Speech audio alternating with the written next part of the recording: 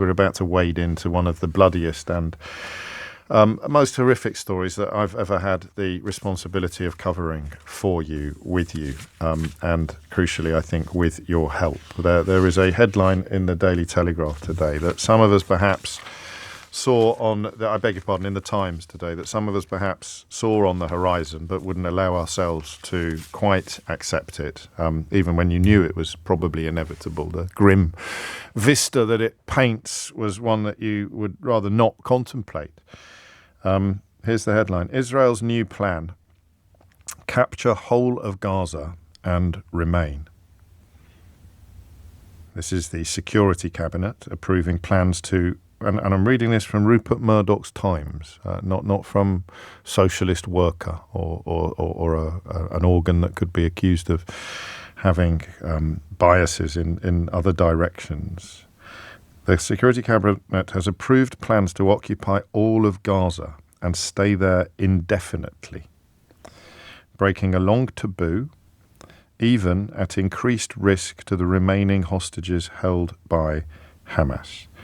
You'll remember the very painstakingly conceived ceasefire lasted precisely 6 weeks before Israel returned to the offensive. It didn't even get past the 6-week opening phase before Israel resumed its military operations and blockaded humanitarian aid to Gaza. The plan now hinges on displacing more Palestinians from the north of the Strip, where the majority of Palestinians lived before the war.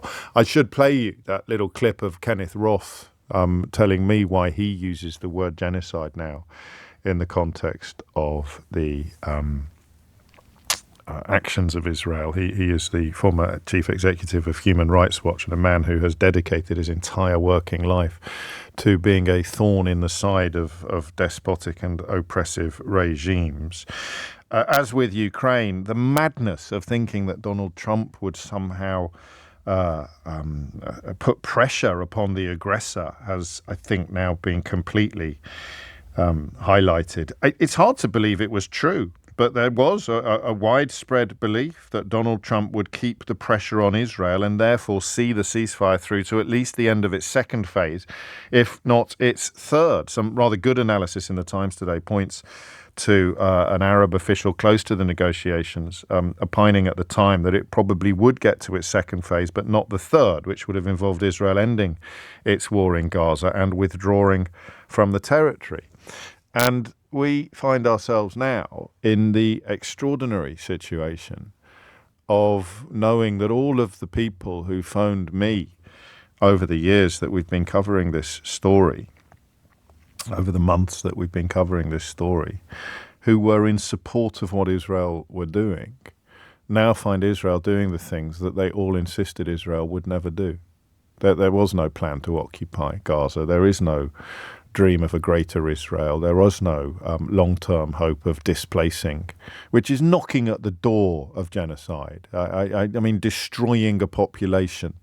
The reason why you need judges to decide what that actually means is because if you remove people from their homeland, but you don't actually kill them all, does that qualify as genocide? And these are reasons why language is debated by judges and experts, when some people think things are much simpler than that, and in some cases they may well be right.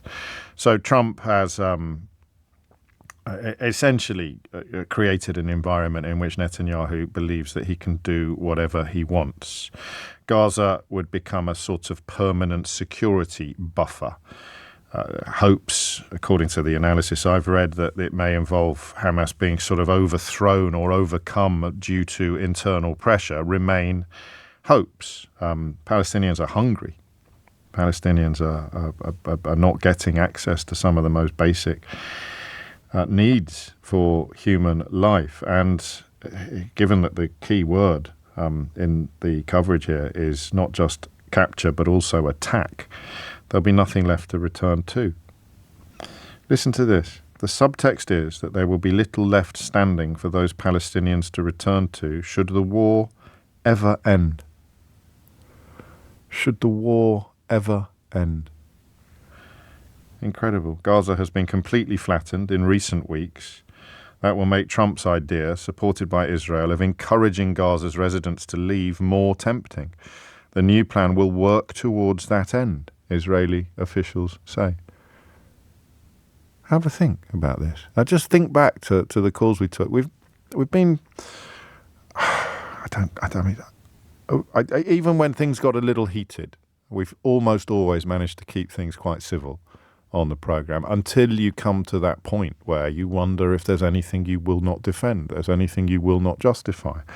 And occupying Gaza, if you think back to the immediate aftermath of the October the 7th terror attack, occupying Gaza was supported by precisely nobody.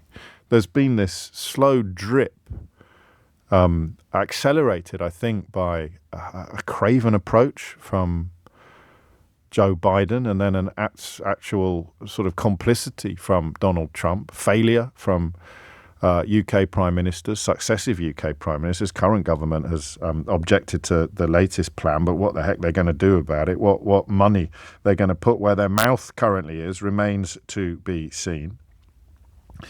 But the idea of Israel attacking, capturing, and occupying Gaza is now government policy.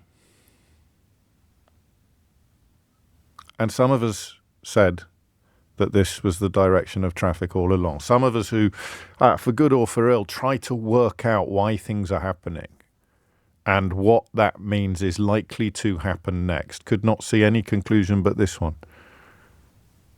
Because Netanyahu's liberty, let alone his grip on power, depends upon perpetual war or perpetual conflict or perpetual threat. Remember that last week we were talking about where Israel sits on the international league table of fulfillment and happiness.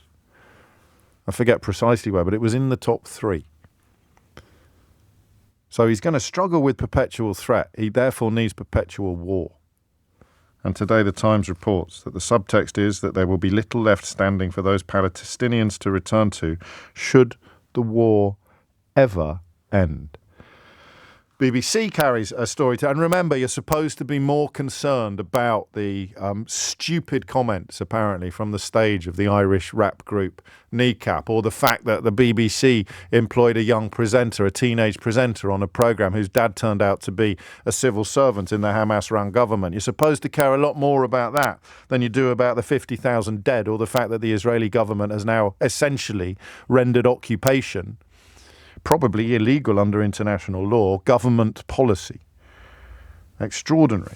The BBC runs an article today, and they have generally done a good job in this field, despite the best efforts or some incredibly strenuous efforts to shut them down completely.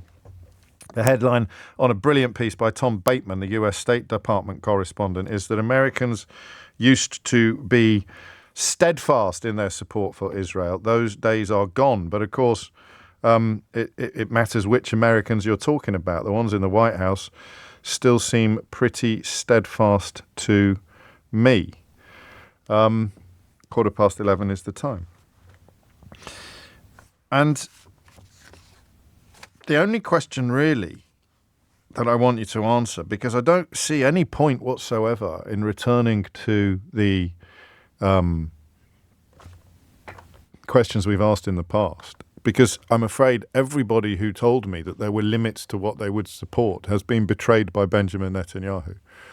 Every single person who rang in to tell me that there were things they would not countenance, there would be a threshold of death that would be too high. There would be a scenario that would be intolerable. Benjamin Netanyahu has betrayed you much more completely than he has betrayed anybody else.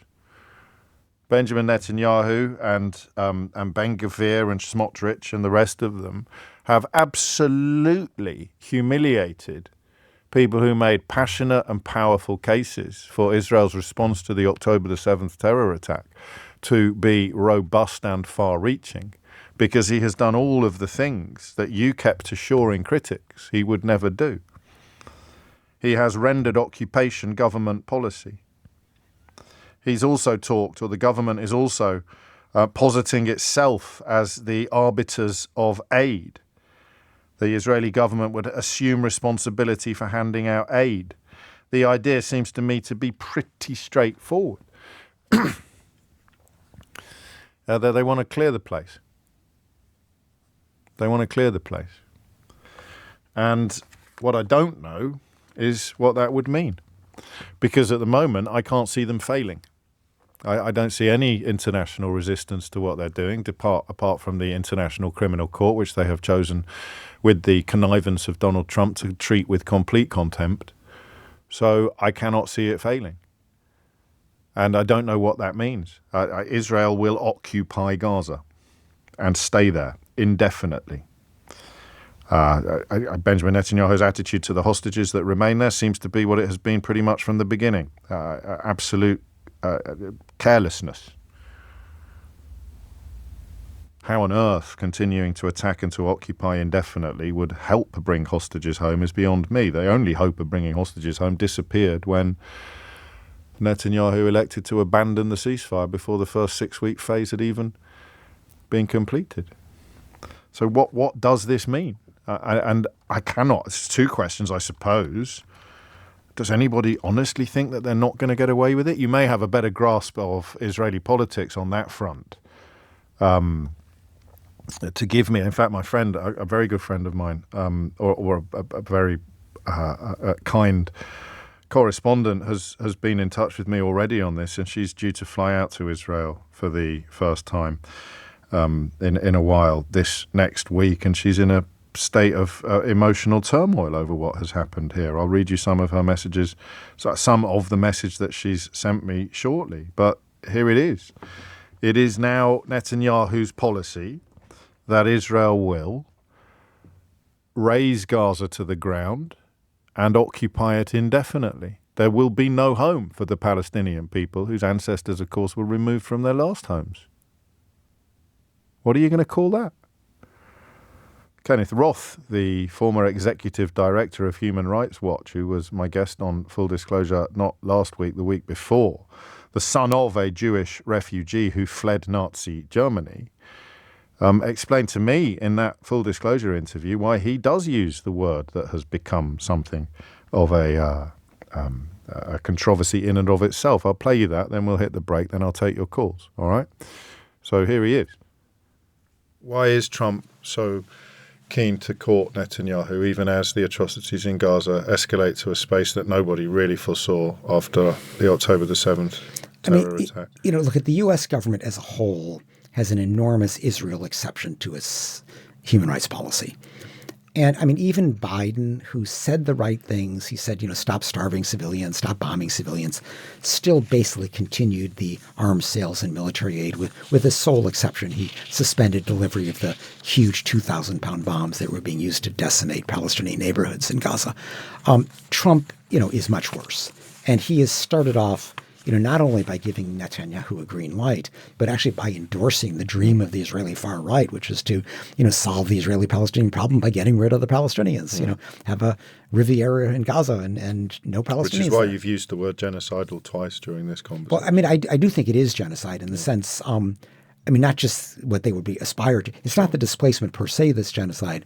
It's the killing and the creation of conditions that are unconducive to life, the starvation strategy. Those are the acts of genocide. And the intent behind it, I think, clearly is to kill and force to suffer sufficient numbers of Palestinians so they do flee. I think that's what's going on here. So I think genocide is a fair characterization, even though, the final determination by the International Court of Justice has not been made. We shouldn't get too caught up on genocide, though, because these are clearly war crimes. Yes. And war crimes are horrible. You can't indiscriminately bomb territory. You can't fire at a military target if you know the civilian consequences will be disproportionate. You can't starve civilians. You can't deprive civilians. Netanyahu and the Israeli government are doing all of these things.